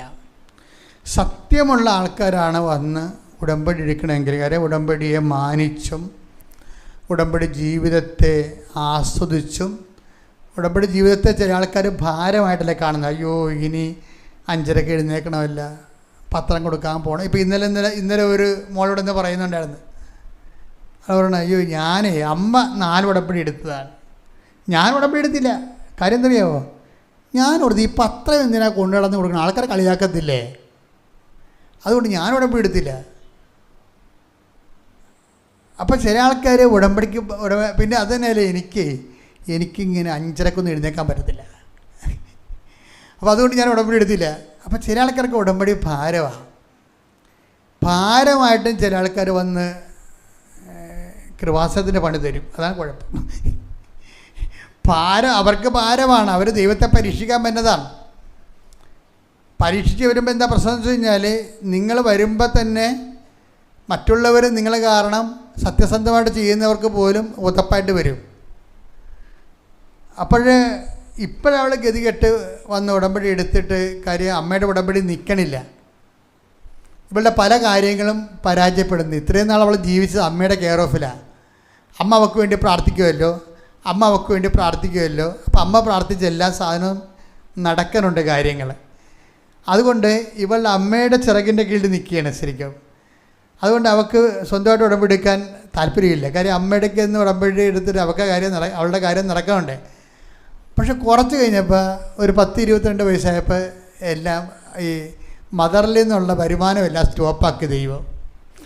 നിങ്ങൾക്കറിയാമില്ല, ഒരു ടൈം കഴിഞ്ഞാൽ അമ്മമാരുടെ ഔദാര്യത്തിൽ നിന്നുള്ള ആധ്യാത്മികത വർക്കൗട്ട് ചെയ്യത്തില്ല. അതിപ്പോൾ നിങ്ങൾക്ക് കൃപാസനത്തിൽ വരുമ്പോൾ മനസ്സിലാകും. അമ്മ കൊച്ചിനെക്കുറിച്ച് പറയുമ്പോൾ അവളെന്ത് ചെയ്യുന്നു ചോദിക്കും. ഞാൻ ഉടനെ ചോദിക്കും. അമ്മ കുട്ടിയെക്കുറിച്ച് പറയുമ്പോൾ അവൾ വീട്ടിലുണ്ട്. അപ്പോൾ തന്നെ ഇവരെ ഞാൻ സ്റ്റാമ്പ് ഒട്ടിച്ച് കൊറിയർ ചെയ്യും. വീട്ടിൽ പോയി കിടക്കാം. അവൾ വീട്ടിൽ കിടന്നുറങ്ങുകയാണ്. എന്നിട്ട് അമ്മയെ തള്ളി വിട്ടിരിക്കുകയാണ്. അപ്പം ചോദിക്കും ഞാൻ. അപ്പം ഞാൻ ചോദിക്കും, പിന്നെ ദൈവം ചോദിക്കത്തില്ലേ? തീർച്ചയായിട്ടും. അപ്പോൾ ഈ 10-20 അമ്മയുടെ കെയർ ഓഫിൽ ജീവിക്കുന്ന ആൾക്കാരൊക്കെ എത്രയും വേഗം ഷിഫ്റ്റ് ചെയ്യണം. നിങ്ങളുടെ കെയർ ഓഫിൽ വരണം. ദൈവമായിട്ട് ഇടപാടുകൾ നിങ്ങളുടെ കെയർ ഓഫിൽ വരണം. അപ്പോൾ ഇപ്പോൾ ഞാനീ പറഞ്ഞ മോളെന്ന് പറയുന്നത് അവൾക്ക് ഇപ്പോൾ അവളുടെ കെയർ ഓഫിലായി. അവൾ തന്നെ സ്വന്തം നിലയിൽ കർത്താവിനെ കണ്ടെത്തി അതിനകത്ത് ഇൻവെസ്റ്റ് ചെയ്ത് സത്യസന്ധമായിട്ട് ഉടമ്പടി മുന്നോട്ട് പോയി. അവളോട് ദൈവം അവളെ റെസ്പോണ്ട് ചെയ്തുകൊണ്ടാണ് ഇന്നലെ സാക്ഷ്യം പറഞ്ഞത്. പക്ഷേ ആദ്യത്തെ ഘട്ടത്തിൽ ഇവരൊരു ഉഴപ്പ് മോഡലിലാണ് വരണത്. അപ്പോൾ നമ്മുടെ സമയം ഇങ്ങനെ പോയിക്കൊണ്ടിരിക്കുന്നേ ഉള്ളൂ.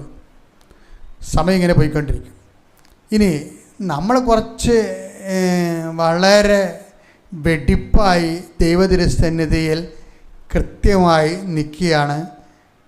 ചിലർക്ക് പൊരിഞ്ഞ ദൈവസ്നേഹമായിരിക്കും. അവർക്ക് പണ്ടേ ദൈവസ്നേഹം ഉണ്ടാവും. ഉടമ്പടി എടുക്കുമ്പോൾ അത് കൂടും. ഞാൻ പറഞ്ഞ സിബിക്ക് അങ്ങനെയാണ്, ദൈവസ്നേഹം കൂടി. അവർ 2ാമത്തെ 3ാമത്തെ ഉടമ്പടി ആയപ്പോൾ തന്നെ അവിടെ ലൈഫിനെ ദൈവം റെസ്പോണ്ട് ചെയ്യാൻ തുടങ്ങി.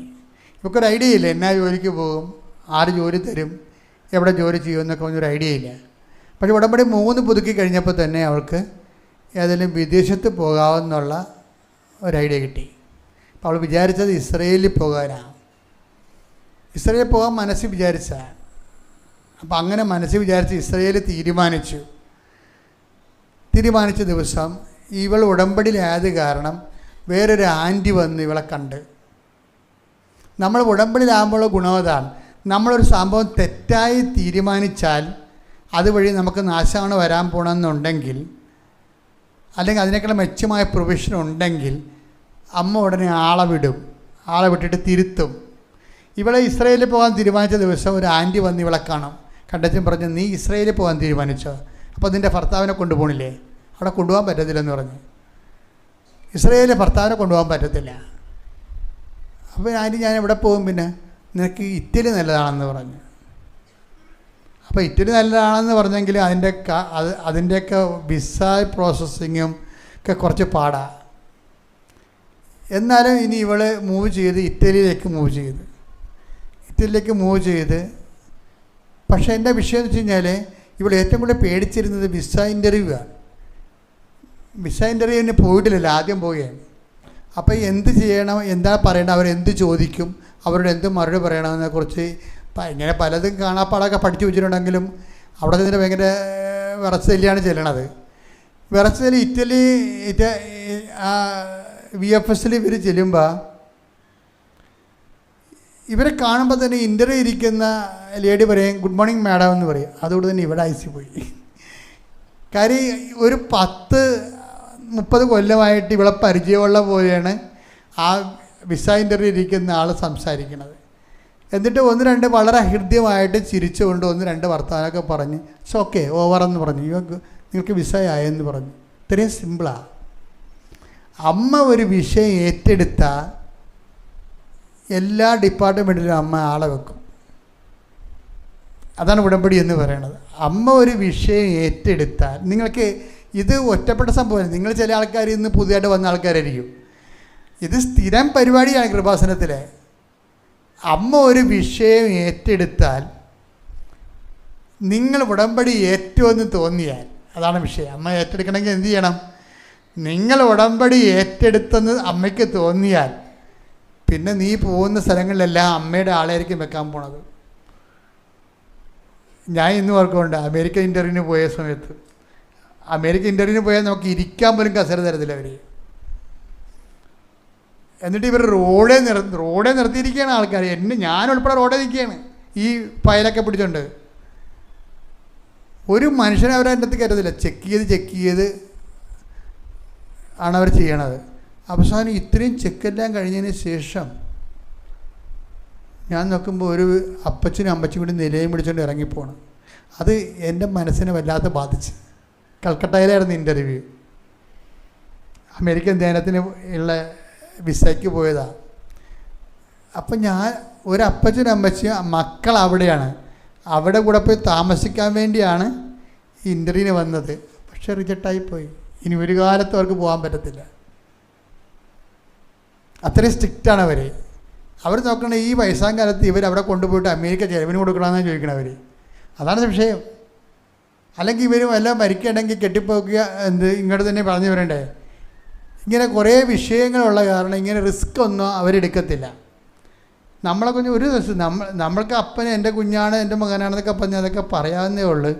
ഒരു പണിയും നടക്കത്തില്ല അവർ. അപ്പോൾ ഇവർ അങ്ങനെ എത്രയോ പേര് നിലം പിടിച്ചുകൊണ്ടിരുന്നത്. ഞാനവിടെ ചെന്നപ്പോഴുണ്ട് എൻ്റെ കയ്യിൽ ഹോട്ടലിലാണ് എൻ്റെ പേപ്പർ കിടക്കണത്. ഞാൻ തിരുത്തിക്ക് വെളുപ്പിനെ ചാടി പോകുന്നതാണ്. എൻ്റെ കയ്യിൽ നേരത്തെ ഈ ബ്ലൂ പ്രിൻ്റ് ചെയ്ത പേപ്പർ, തമ്പ് ഇംപ്രഷനൊക്കെ എടുത്ത പേപ്പർ എൻ്റെ കയ്യിലില്ല. അപ്പോഴത്തേക്ക് ഞാൻ അവിടുത്തെ പണിയായിപ്പോയെന്നു. അപ്പം ഞാൻ ജപമാല ചൊല്ലിക്കൊണ്ടിരിക്കുകയാണ്. മൊത്തം ജപമാല ചൊല്ലിക്കൊണ്ടിരിക്കുകയാണ്. ജപമാല ചൊല്ലി ഞാൻ ഈ ആൾക്കാരൊക്കെ പറഞ്ഞു വിടുന്ന സായിപ്പുണ്ട്.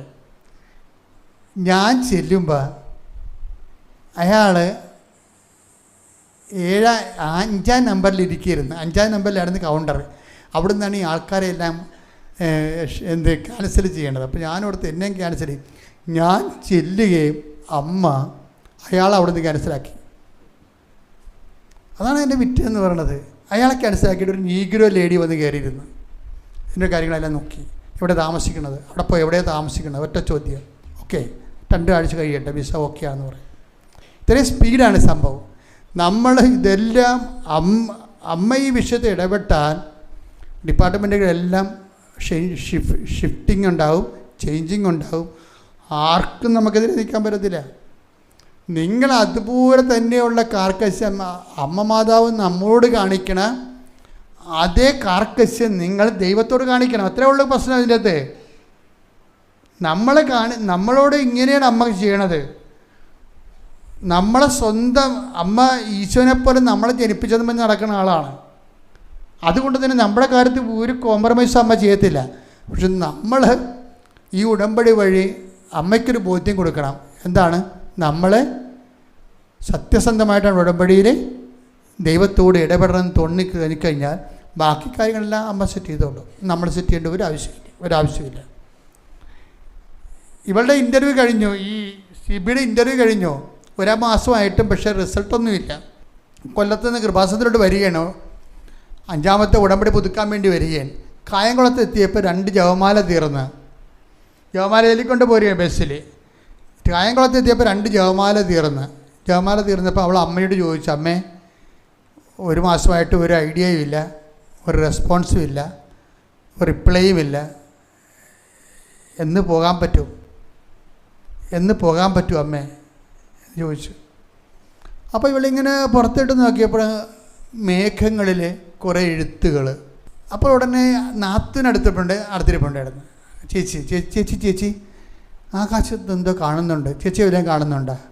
അപ്പോൾ ചേച്ചി പറഞ്ഞ് അത് 7:23. ഞാനും 7:23 കാണുന്നത്. അവളുടെ സാക്ഷ്യം എന്താണെന്നറിയാവോ? അന്ന് എൻ്റെ വിസ അടിച്ചു പാസ്പോർട്ടിൻ്റെ 7ാം പേജിൽ ഞാൻ പോകുന്നത് ജൂൺ 23-ാം തീയതിയാണ്.